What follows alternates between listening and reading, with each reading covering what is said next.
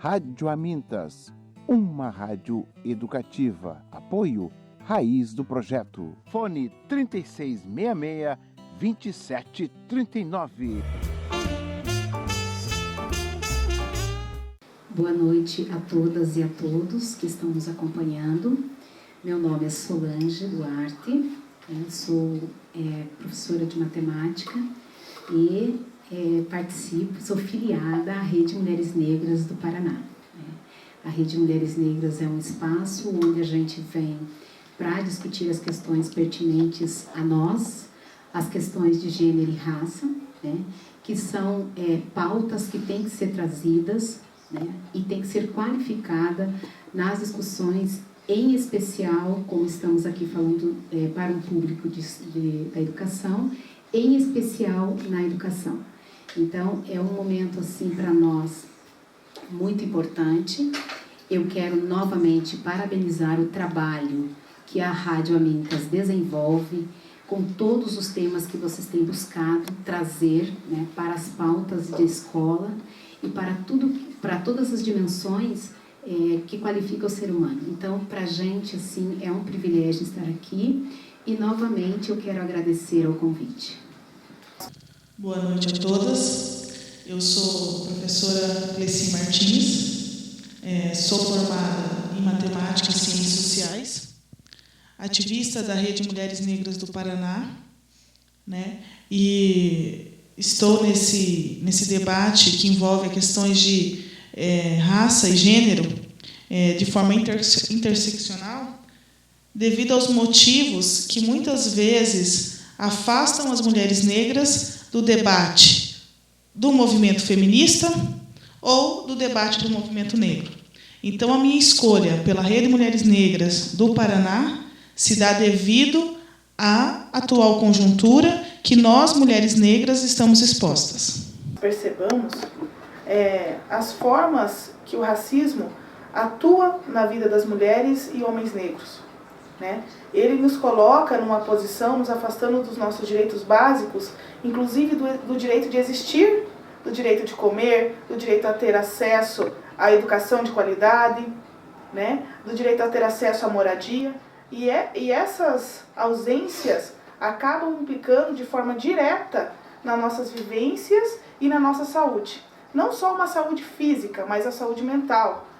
Essas facetas psicológicas que o racismo também, que nos coloca numa condição subalterna e de inferioridade em relação aos demais, Então, quando a gente coloca a questão do racismo institucional, então, o que seria esse racismo institucional? É aquele racismo que existe, daquela forma bem velada, ok? E com a chancela do Estado. Quando a gente diz com a chancela do Estado, é porque a gente tem documentos, a gente tem infinitas situações onde esse racismo acontece e ninguém toma uma providência, porque existe realmente a intenção de que esse racismo coloque as pessoas, o racismo coloca as pessoas das quais ele tem a compreensão de que não deve ter acesso às pessoas das quais é aquele grupo vulnerável. Então, esse racismo vem, com uma chancela do Estado, colocar essas pessoas em posição de desprivilégio realmente, desqualificando, inclusive, todas as suas colocações, percepções e possibilidades de ascensão. E a questão de que você está fora de um padrão eurocêntrico, isso já te dá, já te traz a possibilidade de que você venha para segundo plano. Então, esse racismo que tem, por que a gente diz a chancela do Estado? Porque isso, a forma como os negros foram tirados de suas terras, a forma como foram trazidos para cá, a forma como se estabeleceram aqui, como ficaram estabelecidos aqui, Depois, a forma como foi tratado todo o processo, né, de escravização. E depois, a forma como foi feita a tal da, entre aspas, libertação, né? Então, todos esses procedimentos foram procedimentos que aconteceram com a chancela do Estado, né?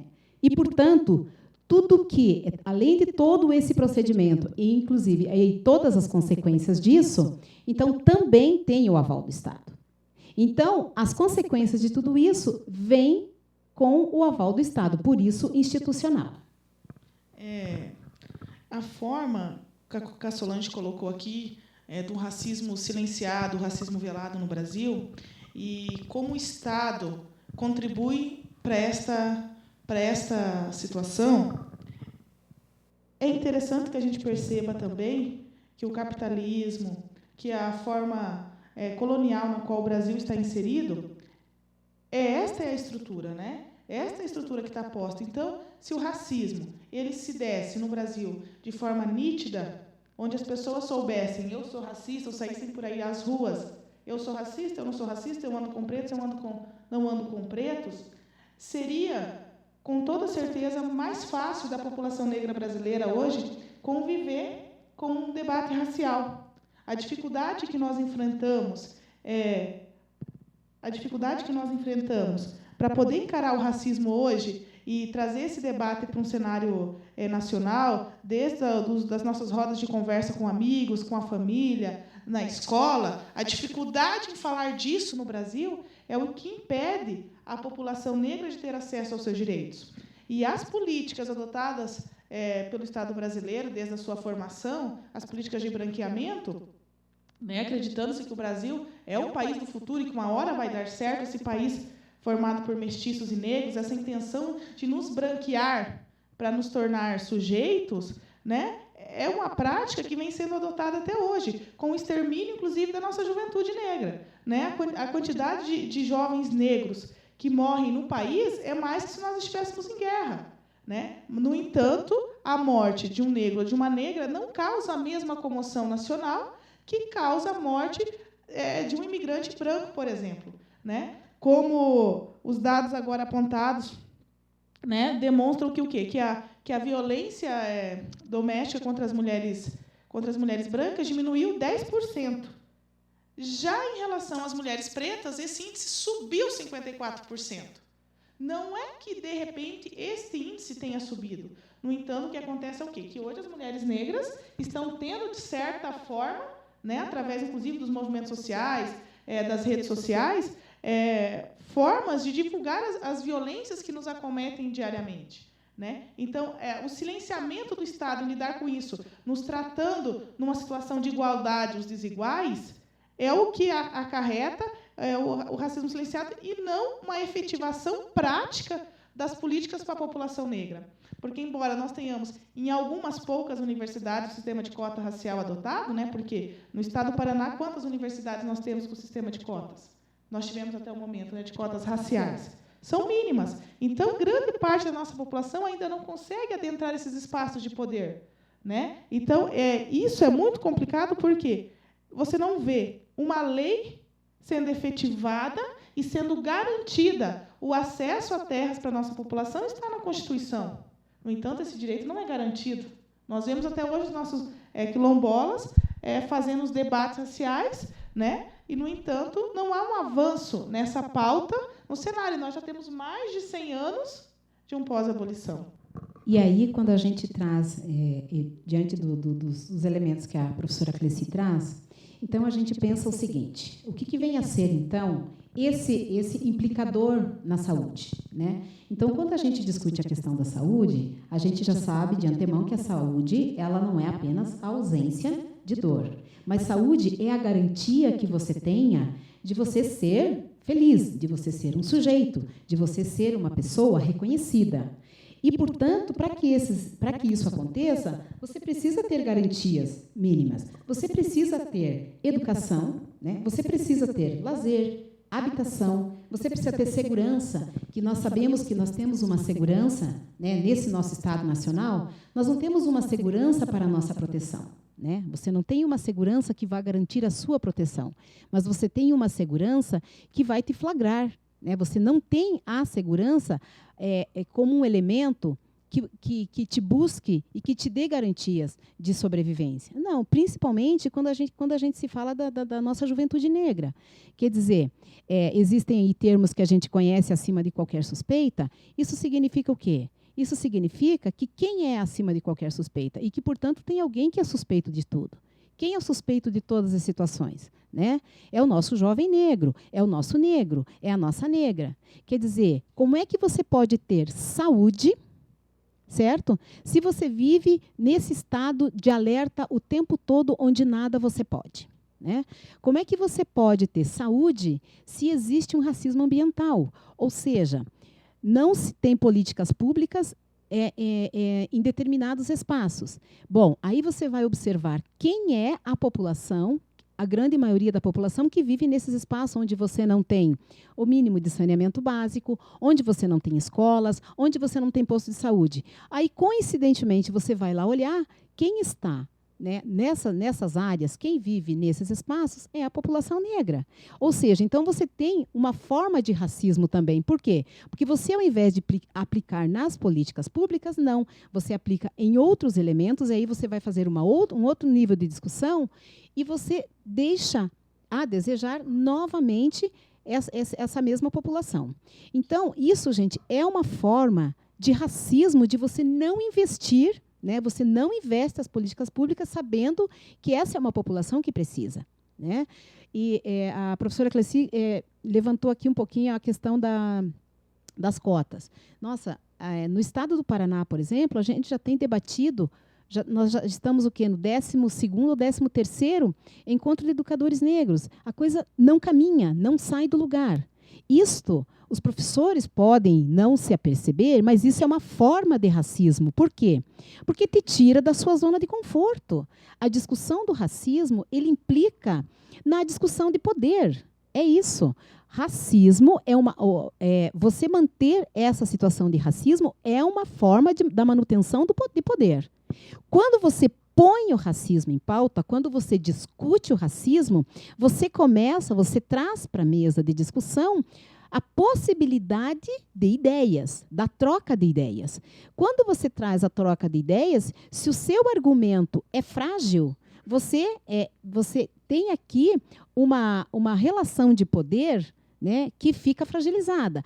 Portanto, trazer o racismo para a discussão é você estar fazendo uma discussão nas relações de poder. E que, portanto, dentro desse nosso estado eurocêntrico, né, com esta cultura eurocêntrica que nós temos, aí as pessoas dizem, não, mas para que discutir o racismo? Mas no Brasil não existe o racismo. Bom, então, se você não reconhece que existe, portanto, você não põe para discutir, portanto, você não tem política pública para uma situação que, teoricamente, não existe. E o que é investir em política pública para essa situação? Implica em você tirar da zona de conforto pessoas, grupos que já estão há muito tempo neste poder que está aí e que privilegia apenas alguns. Não é para todos. E aí, novamente, vem aquela frase: como é que você vai tratar de forma igual os desiguais? Né? É realmente para você não garantir possibilidade e condições de dignidade para esse grupo, que, em especial, é o nosso grupo da população negra. Também nos faz refletir acerca do desconhecimento que nós temos do processo histórico de formação do nosso país, né? Então, o sistema educacional, nós, enquanto educadores e educadoras, temos que perceber que o sistema educacional brasileiro, como as demais instituições, ele também é racista. Nós temos que entender também que o ponto de partida de negros e brancos não é o mesmo.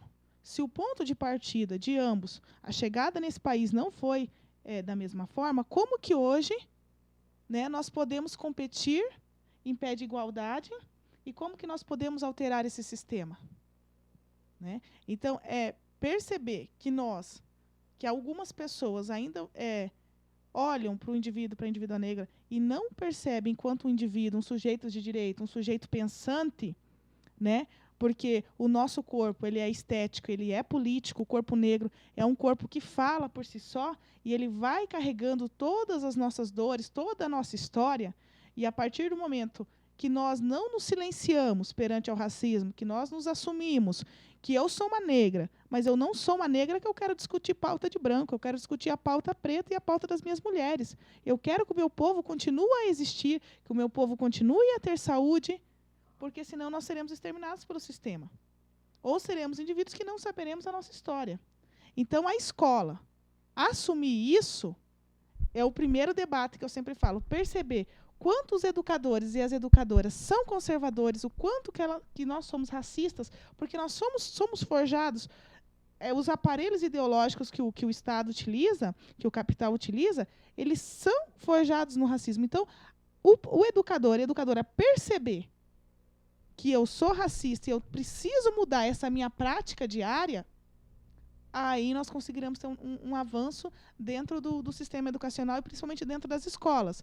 Porque, senão, os educadores vão continuar chegando com essa fala. Mas para que consciência negra? A consciência tem que ser humana. Mas aí a gente tem que lembrar que nós não éramos humanos e ainda não somos vistos como humanos perante alguns.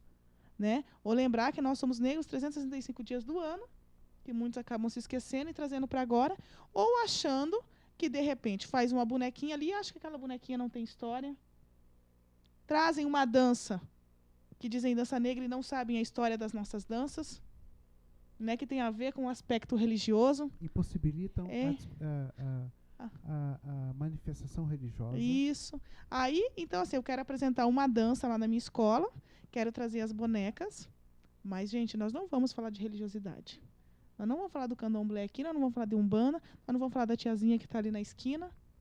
Então, alguns elementos que eu falo que esta apropriação cultural até nos possibilitou, né, da presença negra em alguns espaços midiáticos, ainda, apesar de ser uma entrada também, mas dificulta o nosso acesso em alguns outros setores, em alguns outros debates como esse. O debate da questão alimentar, das cotas, de moradia, porque de acesso à educação, mas educação de qualidade, porque são relações de poder da qual a questão racial faz parte. Né? Então, assumir que o racismo, como a Solange colocou, ela está inserida dentro das relações de poder, que nós estruturamos os aparelhos ideológicos do Estado que nos mantém nesse status de inferioridade, é um debate que a escola precisa fazer internamente. Eu acredito até que, muitas vezes, nós precisaremos derrubar os muros da escola para conseguir, porque se nós falamos que nós usamos a circularidade, o Ubuntu, nós por nós precisamos saber que o nosso outro aluno que está ali na minha frente, o meu aluno, a minha aluna negra, que está na periferia, que depende da escola pública para mudar a sua realidade, ele precisa ser tratado com dignidade. E esse sistema educacional que não quer falar de história e cultura afro-brasileira, africana, que não quer contar a história do indígena, que não quer contar a história do negro, né? Então, não quer contar as nossas mazelas, as nossas dores e as nossas alegrias, e não quer reconhecer os nossos heróis, vai ser muito difícil a gente pensar em avançar para uma educação das relações raciais. Eu vou ler aqui as pessoas que estão aí conosco. A Evelyn Cristina, do Colégio Amintas. Letícia, a Márcia, professora Márcia, esposa do professor Edson Rezende, e o Edson Rezende, a Esther, a Larissa, Maiara, Andréia Cunha. Andréia Cunha, da onde? A Andréia, que está aqui conosco, que está logada, muito obrigado, Andréia, é mestranda da PUC São Paulo em Educação na cidade de Santos. Obrigado pela sua participação e está aqui também. Seja muito bem-vinda nas nossas programações aí, viu, Andréia? Natan e a professora Mônica e os nossos anônimos, tá certo? Tem aqui a Andréia, deixa eu ver aqui que a Andréia parece que colocou, disponibilizou lá no link da rádio acho que deve ser alguma coisa de mitologia africana. A Andréia fala a mitologia africana é linda. Deixa eu ver aqui, o que mais temos aqui? É isso aí. Eu vou tocar uma música enquanto os nossos convidados aqui tomam um cafezinho, tá? Leci Brandão, Negro Zumbi.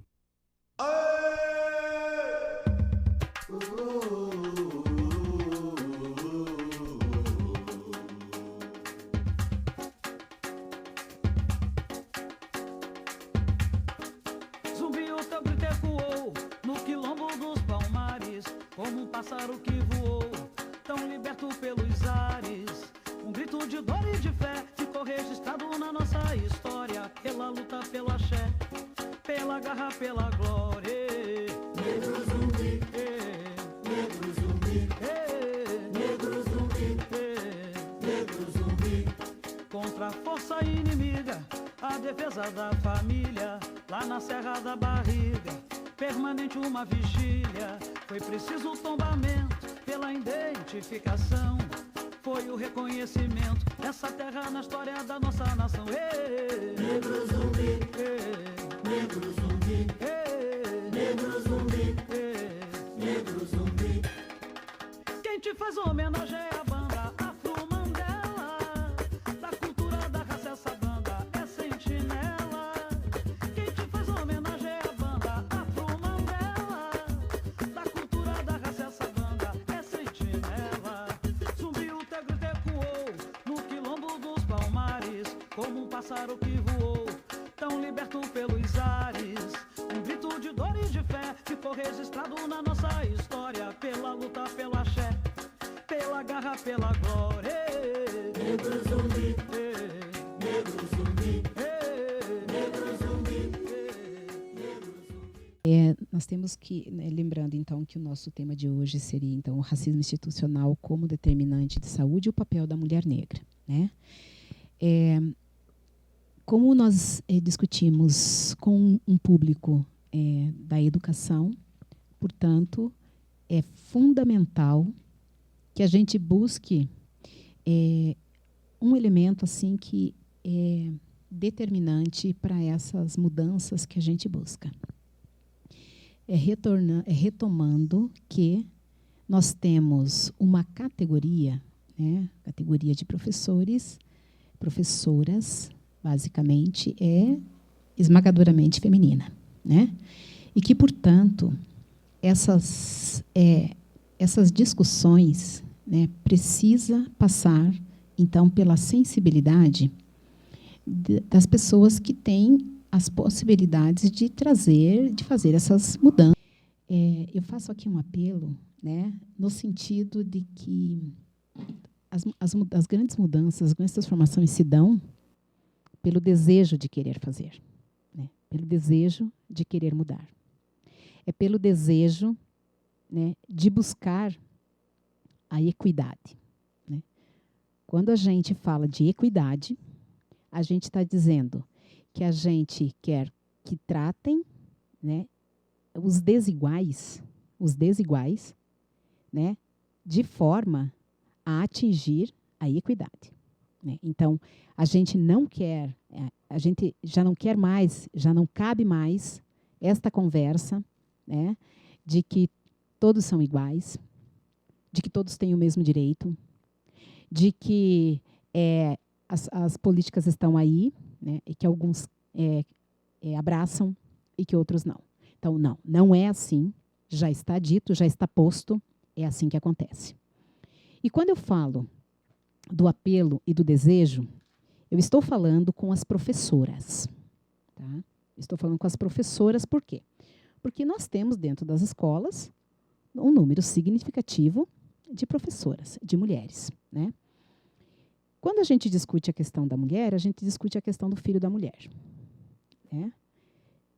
E aí eu quero buscar que nós precisamos que as professoras não negras, que elas tenham sensibilidade e que elas queiram fazer diferente e que elas consigam perceber que isso que a gente está colocando aqui hoje, que isso que a gente está trazendo para essa pauta de debates, não é coisa da cabeça de algumas pessoas. É uma realidade. Né? Quem são os nossos alunos negros da sala? Né? Quando você estudava, você lembra quantos alunos negros tinham na sua sala? Quem eram os seus colegas negros? Né? Então, quando a gente começa a fazer essa leitura, que a gente começa a buscar, né, a gente percebe como era o nosso olhar.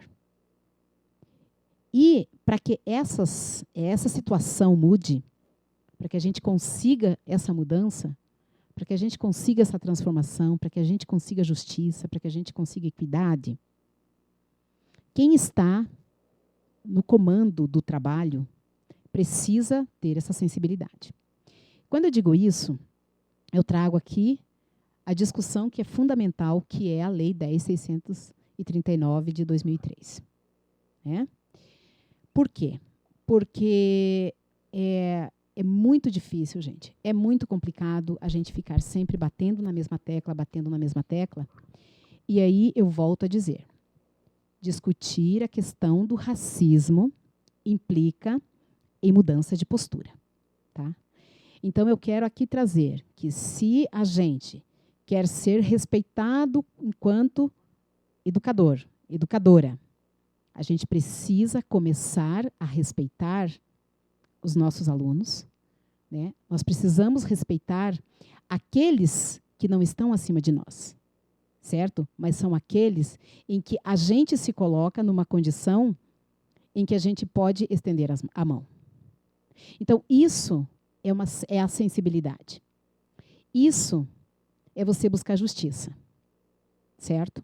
E quando eu digo isso, eu estou dizendo para que nós consigamos ter um outro olhar para quem está do nosso lado.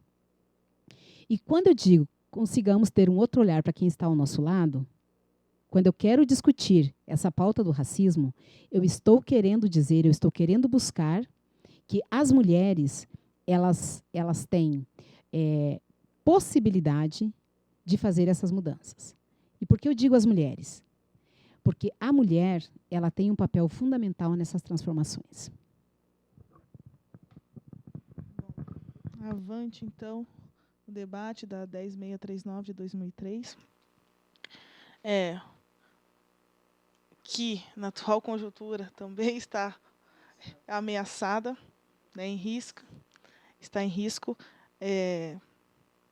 A 10.639, é interessante a gente observar, né, que 2003, depois ela alterada, para a inclusão do debate indígena, e aí você pensar, 1888, abolição, 2003, para se colocar no currículo que falar de preto e de indígena é lei no país. Se não estivesse na lei, nem Semana de Consciência Negra, nem o mínimo de debate, nenhum teria adentrado o espaço escolar. Né? E como essa lei chega nesse espaço, que essa sensibilização que a Solange coloca, ela é interessante, para que a gente perceba daí também essa relação de poder que o espaço escolar tem. Quando ela chega, o incômodo que ela gera nos educadores, como se a 10.639 fosse retirar de pauta o processo histórico de colonização italiana, o processo de Grécia, como se isso fosse abolido. Então, o quê? A partir do momento que eu acho que o primeiro debate que a 10.639 traz é o quê? É o reconhecimento histórico. E hoje, se nós temos 51% da população, que segundo os dados do IBGE apontam que são pardos e pretos, 51%, então, do nosso país é formado por uma população negra, esses dados são frutos dessa política, dessa lei, porque ela começou a causar incômodo nos educadores, Né? E eu, Cleci, sou fruto da 10639, porque o meu debate racial ele se dá a partir do encontro de educadores negros e negras, né, a partir da 10639, porque eu não me lembro, no meu processo de escolarização, de ter uma professora que debateu comigo, ou que me apontou a política de embranquecimento, que falou da questão da estética, que falou do processo racial do país, né, da questão da inferioridade. Então, esse debate estava de lado. A 10639, então, ela vai chocar essa estrutura, essa relação de poder que a escola tem. E hoje eu digo que ela choca muito mais, principalmente porque quando a gente tem a nossa juventude ocupando escola, como a gente vê agora lindamente, quando você vê as letras dos meninos do hip-hop, é muito interessante a professora de português no conselho de classe falar: mas esse menino não sabe escrever um texto, ele não entende nada de português, ele não sabe nada. Aí, de repente, aquele mesmo menino que está de cabeça baixa a aula toda, quando ele faz uma rima, ele joga tudo para fora. E quando você vai ver o que ele escuta, você fica chocado. Então, está chocando, por quê? Quem que está na situação de superioridade? É a figura do professor. Né? Quem que está na figura de inferioridade? É a questão do aluno. E, se você vai trabalhar com a sensibilização a partir da 10639 e você não quer fazer mídia para ser ED, né? Ou você não quer ganhar como tem gente, tirar fotinha, né? Com turbante, com um aluninho preto do lado, que também tem isso, né? Com a Biomic, que você vai lá e faz e tal, que é isso que a gente anda vendo, né? Não estamos vendo lá. E aí, essa questão do seu aluno, se você vai mexer na sua relação de poder. Por quê? Segundo as filosofias africanas, né, o que nós temos? Nós temos que trabalhar em uma questão de circularidade, de respeito ao próximo, de respeito ao menor, de respeito à criança. Tem até um provérbio que diz o seguinte: os filhos do mundo são os nossos filhos. Não é porque não saiu do meu ventre que deixa de ser meu filho. Se o Estado brasileiro tivesse sido organizado a partir dos pilares dos povos africanos, com toda certeza, os nossos índices de violência seriam outros. As nossas alimentações, inclusive, que é uma questão, um debate que a Rede Mulheres Negras no Paraná traz, seria outro. A questão da educação, da valorização, né, das questões ligadas ao mundo eurocêntrico, das questões ligadas, inclusive, à religiosidade, né? Como nós somos catequizados, como nós somos doutrinados a sentir ódio de nós mesmos. Então, esse é o debate que a 10639 vai trazer para dentro da escola.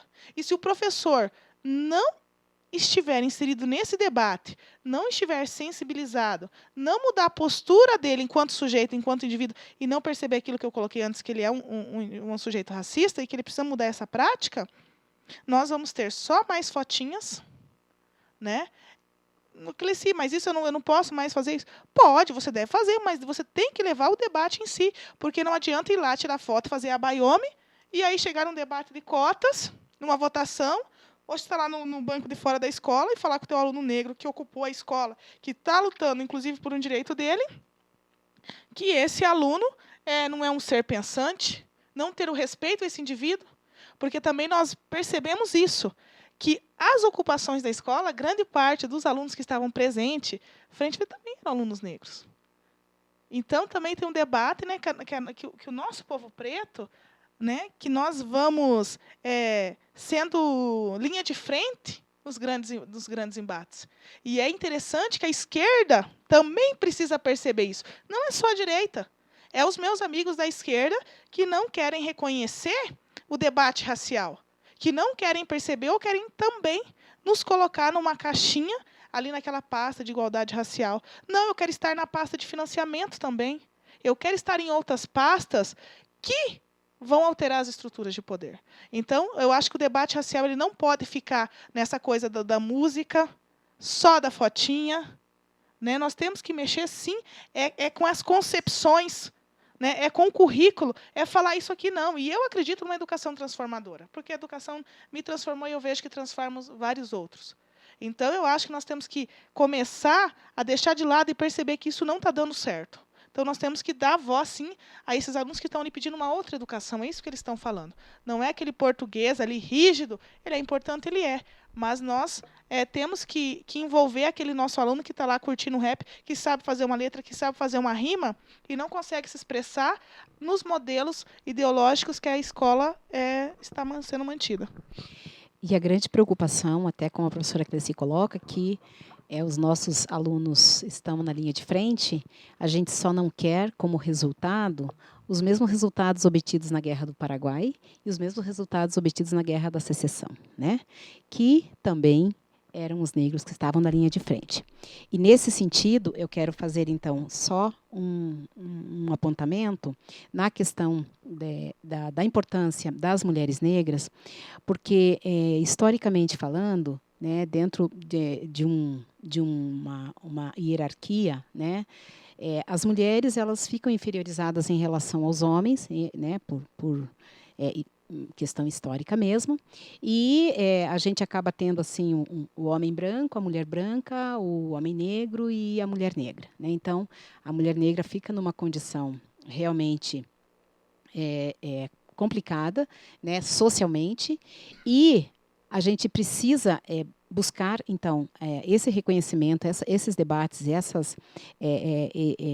essas discussões, porque eu tenho assim esperança e eu tenho sonhos e eu tenho a utopia de que nós tenhamos a equidade mesmo dentro das escolas, que os nossos alunos se sintam representados, né, por professores negros, por professoras negras.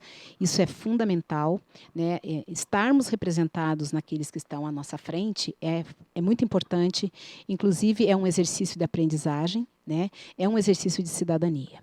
Então, é nesse sentido que eu quero pedir, né, às pessoas que estão nos ouvindo, que comecem realmente a perceber no seu lado como é que a gente tem o tratamento, né, como é que a gente faz esse tratamento na questão do racismo. Né? Não é dizer, mas eu até tenho um amigo, não, mas o meu melhor amigo é negro. Não é isso que eu quero. Eu quero respeito, né? A gente busca o respeito, a gente busca a dignidade, a gente busca realmente a possibilidade da gente ser um sujeito, ser reconhecido como sujeito de direito. Né? É nesse sentido que a gente traz, então, esse debate, que é um debate que a Rede Mulheres Negras tem levado, né? Tem feito, tem buscado, né? Com muita qualidade, a gente tem tentado, né, assim, na medida do possível, pautar todos os elementos que cerceiam, né, a nossa condição humana, né, todas as nossas dimensões. Então, agora, nesses 10 anos da rede, né, eu estou vivendo aqui em Curitiba há pouco tempo e acompanhando os debates da Rede de Mulheres Negras mais de perto, né, nós temos observado o número de griots de mulheres que se mantêm vivas e os debates, os enfrentamentos na qual essas mulheres estão inseridas, também como nós colocamos como linha de frente, como arrego de família, como aquela que se preocupa, que está adoecendo porque o filho dela jovem está na balada e ele vai ser o primeiro que vai levar a batida da polícia, né? E o quanto nós temos que começar a valorizar essas mulheres enquanto elas existem, enquanto elas estão entre nós, né? Chamar essas representações para inclusive ir nas escolas e tal, que não dá para a gente deixar que o 20 de novembro também seja só lembrado como Zumbi. Zumbi teve mulheres ao seu lado. E aonde que estão essas mulheres? Né? Então, esse processo de reconhecimento das nossas mulheres, ele é extremamente importante, porque em África, né, a questão da mulher, do matriarcado, e como a sociedade se organizava, não é a mesma forma que as sociedades ocidentais vêm se organizando, e da mesma forma que nós somos tratadas nessa sociedade, né, na qual nós estamos inseridas. Mas que ano após ano e geração após geração, as nossas mulheres continuam sendo chefes e grandes lideranças, né? E esse respeito que nós temos que ter com as nossas mais velhas, com as nossas IAs, com aquelas que estão ali, que puxam debate, inclusive eu falo, eu estar viva hoje, sendo preto ou preta evangélico ou católico, eu tenho que agradecer muito às minhas ancestrais mulheres, as iás, que nos acolheram em épocas de escravidão. Que nós fugimos, nós íamos para onde? Nós íamos para o Imbé. Era uma mãe de santo que nos acolhia, que nos dava de comer. E hoje, quando as coisas apertam, quando eu chego no Sistema Único de Saúde, quando eu chego no postinho do meu bairro, eu não tenho a quem recorrer, de novo eu vou bater na porta, porque daí eu vou ver a serventia da minha religiosidade. Né? E esta casa sempre está aberta, pronta para receber os demais. Então, acho que esses pilares que nós temos trazido aqui, né, de enfrentamento ao racismo, de enfrentamento ao machismo, que a Rede Mulheres Negras vem pautando o debate dessas mulheres e o reconhecimento destas, ele se faz necessário que se entre urgentemente dentro do debate educacional. Né? Porque nós precisamos aprender a respeitar a tradição oral, os nossos mais velhos, que o nosso povo tem muita memória. Às vezes não está como aqui tudo na biblioteca do Paulo, organizadinha em livros. Essa biblioteca linda que a gente tem aqui na casa do Paulo, né, nem sempre o nosso conhecimento está dentro das páginas desses livros. Então, é importante que a gente comece a valorizar isso, porque isso foi o que nos manteve vivo e que nos mantém vivo até hoje. Né? Então, eu acho que seria isso. E a Rede Mulheres Negras, né, vai à frente nesse debate de saúde por entender todos esses pilares. Né? Nos seus 10 anos, nós temos aí a figura da Laerte, da Ângela, que sempre estiveram à frente, né, enfrentando lutas árduas, né, com um sistema extremamente opressor, né, e que nós temos aqui na nossa República de Curitiba, né, que aqui também não tá moleza, não. E essas mulheres continuam existindo ali e resistindo e contando a sua história e trazendo as histórias das nossas ancestrais para nós. Então, muito eu falo do conhecimento que nós estamos adquirindo na militância, se vem devido ao respeito que nós temos que ter com as nossas mais velhas. Não é mais possível silenciar. Tá? Não é possível mais silenciar. Eu entendo que a gente precisa realmente ter um posicionamento, né? Inclusive, tudo que está hoje em pauta na questão de todas as mudanças da estrutura escolar, ela também ela traz no bojo, né, as questões racistas mesmo, né? Né? Então, você ignorar, né, que isso precisa ser trazido para a discussão. E é bastante interessante que, normalmente, quando as pessoas fazem esses comentários, ou quando algum professor faz um comentário, não qualifica o debate. É sempre, né, na posição de desqualificar a conversa, de desqualificar a construção de um debate que perseverasse com o intuito de que a gente buscasse realmente a condição de cidadania para esses alunos. Então, isso me deixa muito triste, né? Isso me deixa assim, bastante chocada, e eu já não tenho mais paciência, certo? Eu já não tenho mais eu também não tenho vontade mais de ter paciência e de dizer, escuta, veja bem, não.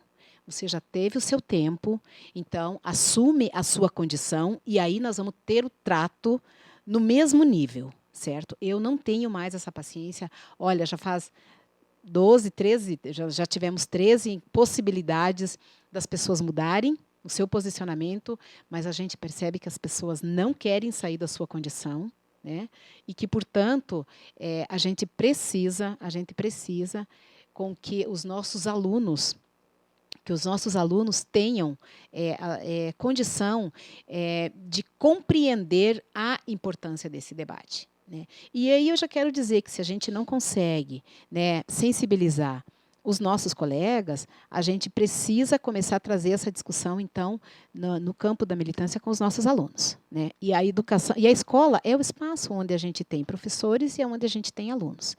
A gente compreende que é ali que tem que acontecer a discussão com qualidade. Mas, Se ainda a gente tem uma resistência por parte de quem poderia fazer essa situação mudar, então a gente precisa buscar quem vai se beneficiar disso, que são os nossos alunos. Então, Paulo, essa situação que você colocou, né, da aluna, do espaço escolar, de como os pais tratam, né? Como é que vocês estão levando música do diabo para o meu filho?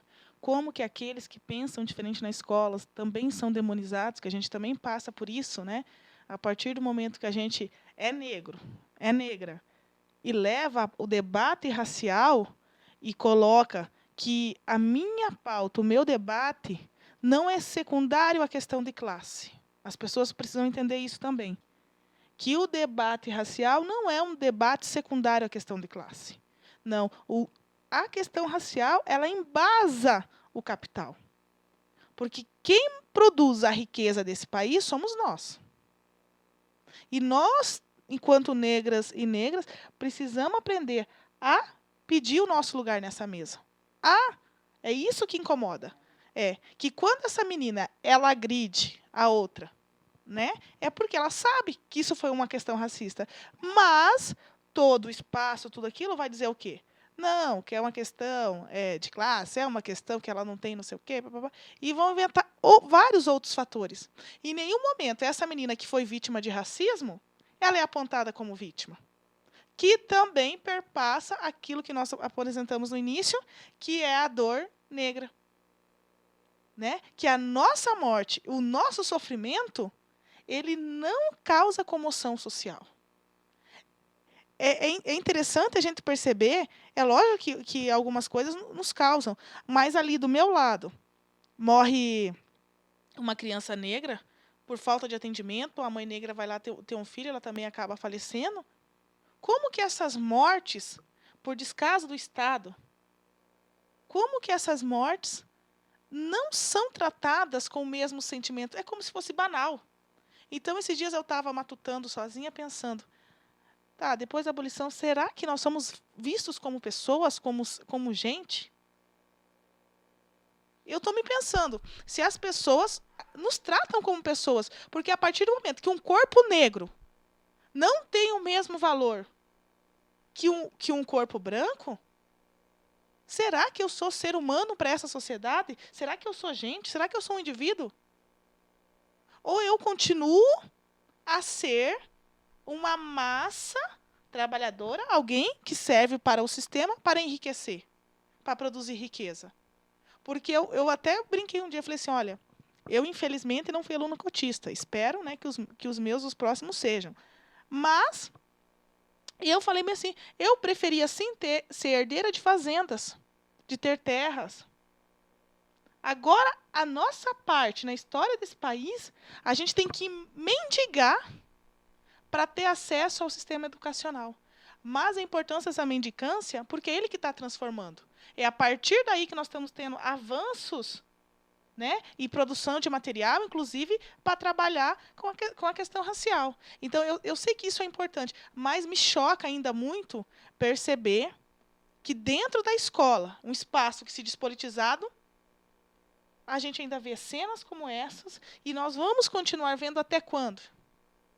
Né? Até quando que nós vamos ser tratados com a questão de inferioridade, a negação da nossa humanidade, essa é a palavra, a negação da humanidade da população negra, né? A sofrência, a doença mental que isso causa nas nossas mães e nas nossas mulheres, que também é diferente do homem negro e da mulher negra.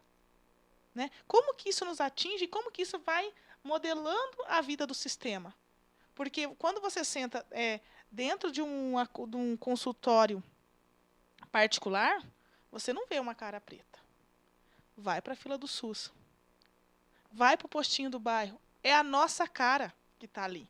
E aí, quando os nossos atuais governantes pensam em retirar um SUS, quem é que vai padecer e vai morrer muito mais? Somos nós. E aí nós vamos nos silenciar e não perceber que isso é um ato racista? Né? Que nós temos enfermeiras e enfermeiras, nós temos essa situação na escola. E nós temos enfermeiros, enfermeiras, médicos e médicas que, quando chega uma mulher negra ou um homem negro, acham que nós somos fortes e que nós temos que aguentar a dor e que nós não merecemos e não precisamos de anestesia. Ou que não, a mulher negra está lá, né, entre a vida e morte. Não, mas ela consegue ter um parto normal.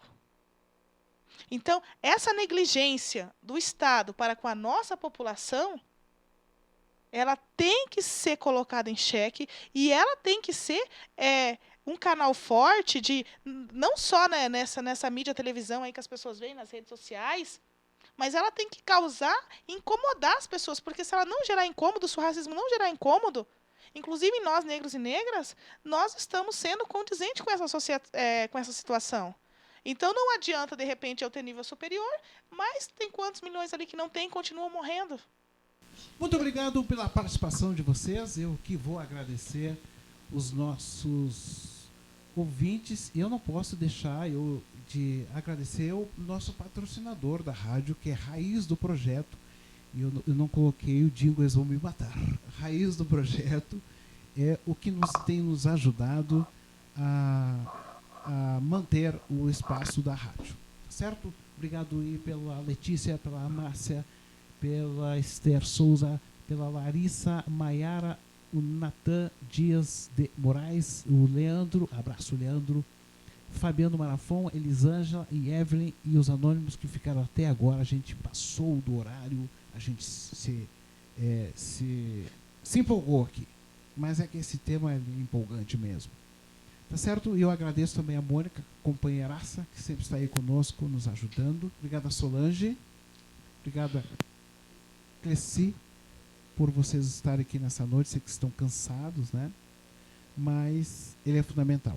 Tá certo? Considerações finais e a gente fecha. Eu quero, então, agradecer esse momento de troca, né, da possibilidade dessa troca, né? Quero dizer que esse tema é o tema em que a gente tem se dedicado, né? A gente tem buscado, assim, trabalhar, discutir, avançar, né? De forma em que a gente consiga mesmo construir novo olhar, novas possibilidades para o nosso povo, para o povo negro, né? Para as mulheres negras, né? E aí, para a turma que está vindo aí, para que nós tenhamos uma juventude, então, que possa ascender e que possa ter expectativa, né? E que possa ter condições de criar possibilidades de um futuro, né? Então, a gente agradece e parabeniza também, novamente, né, a iniciativa da Rádio Amentas. Obrigada e estamos à disposição. Então, boa noite a quem nos acompanhou até agora. Obrigada pela atenção de vocês. Obrigada ao Paulo pelo convite, né? E nós estamos aí, na caminhada, na nossa luta diária. Infelizmente, nós vamos ter ainda uns bons anos de debates como esse, porque o racismo não vai se acabar de hoje para amanhã, e a nossa luta é o que vai mudar esse cenário. Então, é necessário que nós continuemos estudando, buscando, tendo espaços como este, né? Fazendo, já que a mídia não nos cede espaço, nós temos que buscar as nossas mídias também, né? Temos as mídias alternativas e mostrar que a nossa voz ela fala e ela precisa ser ouvida, né? Então é isso aí, boa noite a todos e boa semana. Negro é a raiz da liberdade, negro é a raiz da liberdade.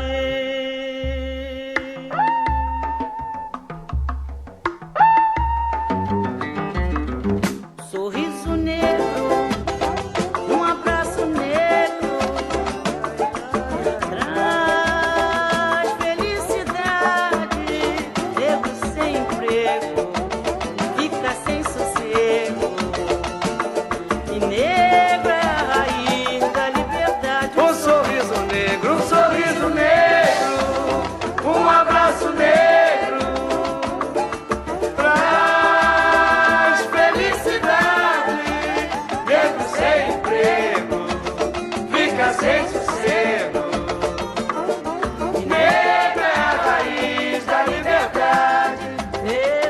cor de respeito. Negro é inspiração. Negro é silêncio, é luto. Negro é a solidão. Negro que já foi escravo. Negro é a voz da verdade. Negro é destino, amor. Negro também é saudade, um sorriso negro. Um sorriso negro.